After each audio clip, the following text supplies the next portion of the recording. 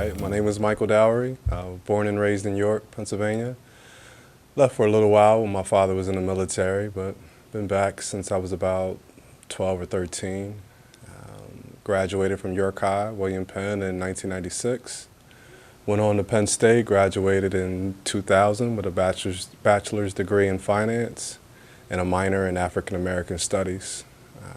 Went on to graduate studies starting at Temple University, but I finished at York College in 2012 with a master's in business administration.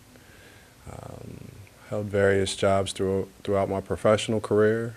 Owned my own business, Dow Tax Service, out on West Market Street. I sold that practice in 2008, and looking forward to getting back into public accounting at some time in the future.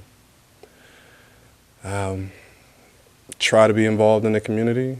I was one of the founding members of the York Bears Little League football team. We're at about 150 kids in the football program and another 20 or 30 young ladies in the cheerleading program. All right, the story of William C. Goodridge begins in Maryland. He was most likely born in 1806.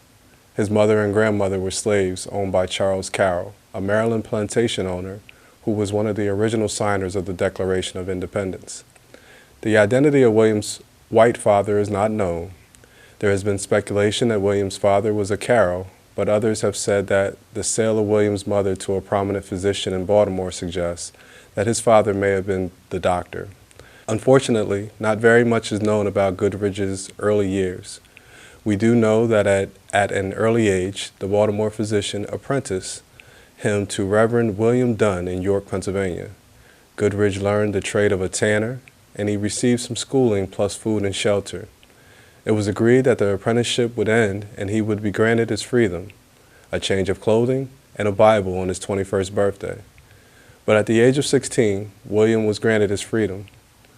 Goodridge is said to have left York around 1822, and he learned the barber trade, possibly in Marietta.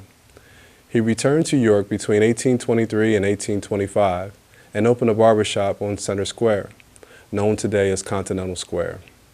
Historically, many free blacks became barbers. It is also known that their clientele was very diverse, and so successful, barbers like Goodridge were able to interact with successful white citizens. It is known that Goodridge conducted real estate transactions and ventured into retail, selling handmade candies, wooden toys, various fruits, jewelries, watches, and a wide variety of other items. He was a hustler. Goodridge is also credited with introducing the sale of daily newspapers in York. On the third floor of the Goodridge building in Center Square, Goodridge concealed Osborne Perry Anderson following his participation with John Brown in the 1859 insurrection at Harper's Ferry.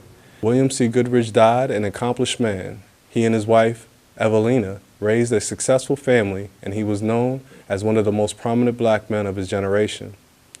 Despite the prominent role that William Goodridge played in the Underground Railroad, his accomplishments have not been widely known in Pennsylvania and Minnesota, where he later died.